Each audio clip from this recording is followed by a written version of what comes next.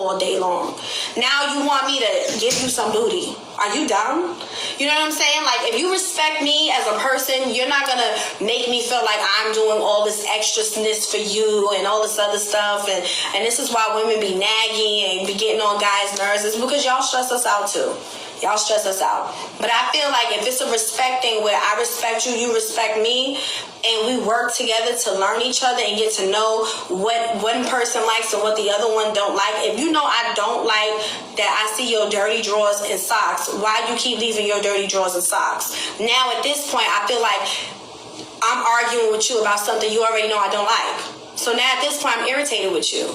And then, depending on how long we've been together, I might be looking at the next nigga like, it looks like it's greener over there. And this is why people are not faithful. This is why people cheat, not justifying it, but just saying. You know, like, you be looking for something else somewhere else because over here is no peace. I'm over here nagging with you about dumb stuff. Where the next nigga, I might not have to do that. I might have to do anything. If anything, he picking up my drawers. You know, so I think that dynamic, it gets real. This is where people want to step out their relationship and see other people and do other things, and because it's like, I thought it was like this and it's not. You know, you making me feel like a mom and not your woman. I want to feel like your woman. I want you to feel like my man. I don't want this to be a mommy-son dynamic. And I think that a lot of young people find themselves in relationships where it's a mommy-son dynamic, and it's not that grown man and grown woman dynamic. You know what I'm saying? Where the man is doing the man things, the woman is doing the womanly things, and together we are whole and we're a power unit. Instead, it's giving you doing the bare minimum, and I'm over here stressed out because you as my man is getting on my nerves. And that's a lot of people's dynamic in relationships. And, you know, that's not cool. If you still trying to grow up, you don't need to be with no woman. Unless you're with a dumb woman who's going to put up with that dumbness. But as we get older and we age, there's some women patience. We don't... Next. You know, everybody finds their fool. You know what I'm saying?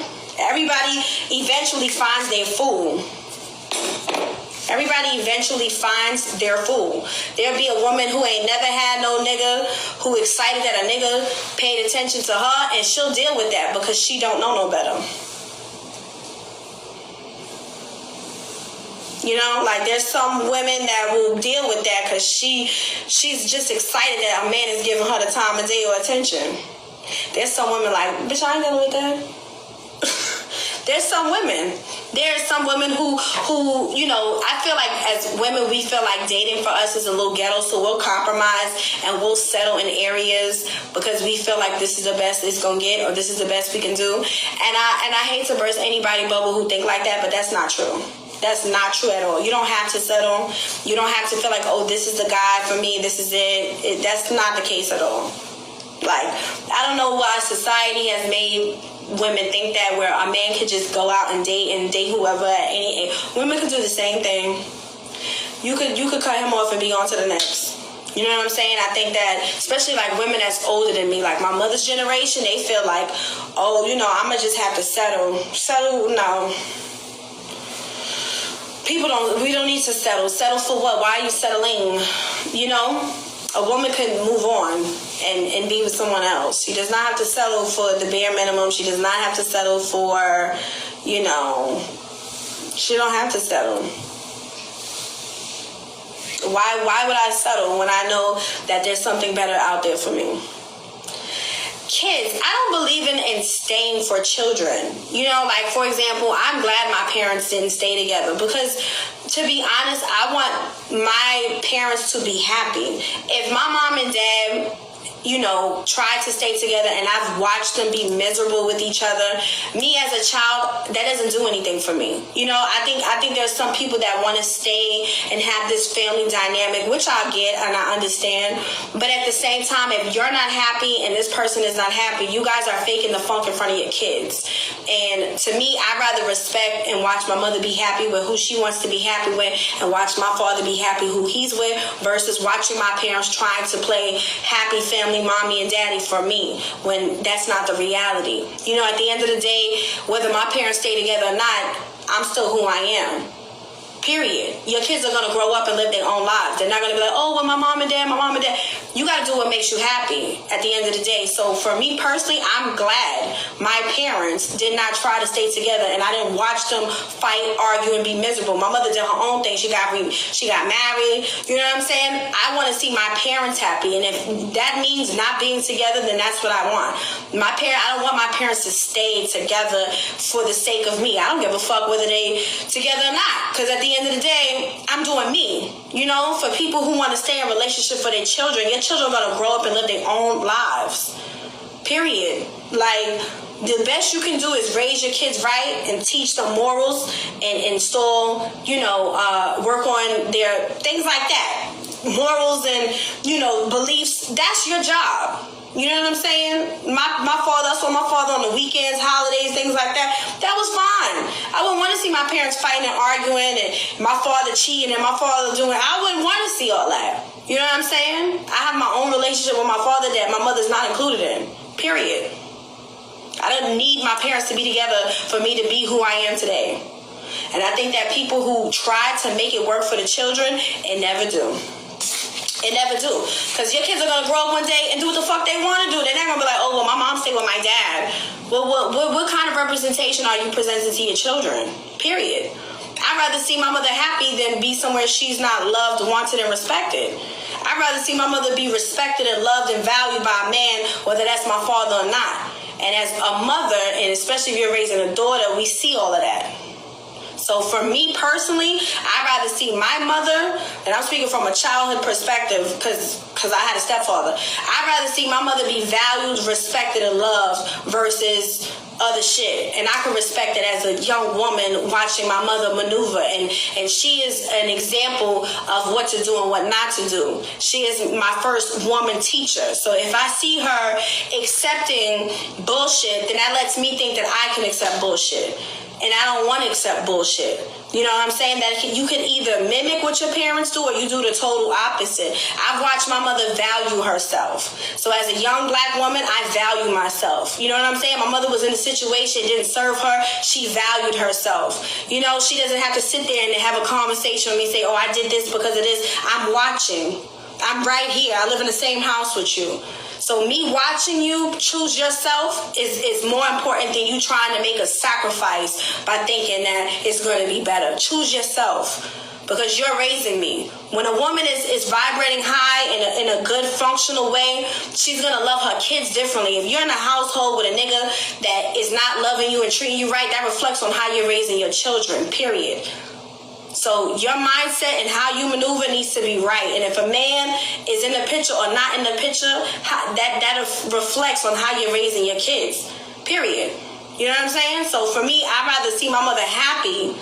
I'd rather see my mother vibrating high than to be miserable in a situation for me. That's not what I would want for her at all.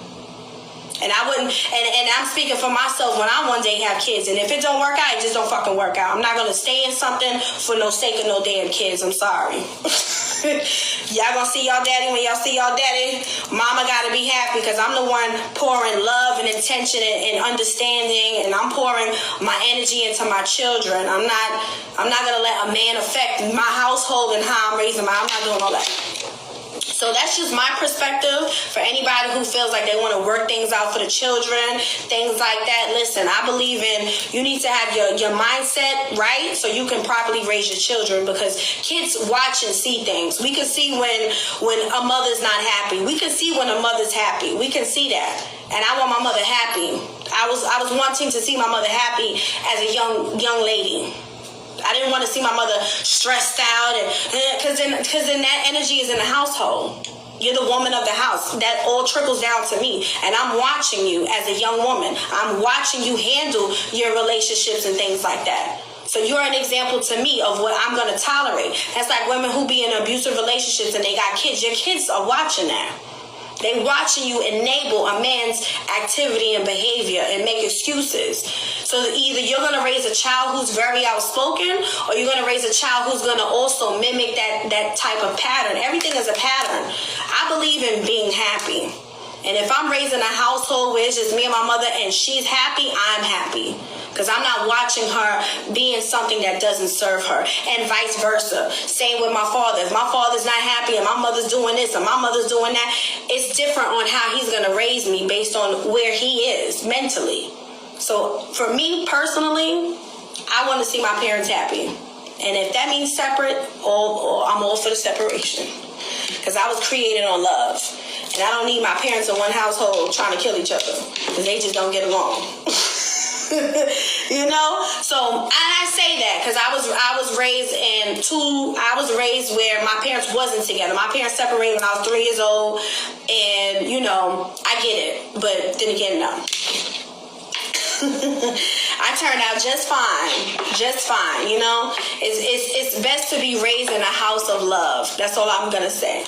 It's best to be raised in a house of love, not chaos, not trauma, not drama, not unnecessary nonsense and chaos and all this other stuff. A child needs to be raised around love. And if that love requires you and a man, let it be. If it requires you and yourself, let it be. If that requires you and your mother, let it be. But a child, in my opinion, should be raised around love, because that's what we feed off of, that's what we watch, that's what we see, and that's what we absorb. So if the household is not based and functioning around love, it's functioning around nonsense.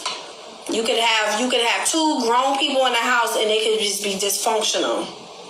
So to me, a child should be raised in a house of love. But anyways, I gotta go. I love you guys. I gotta make some phone calls.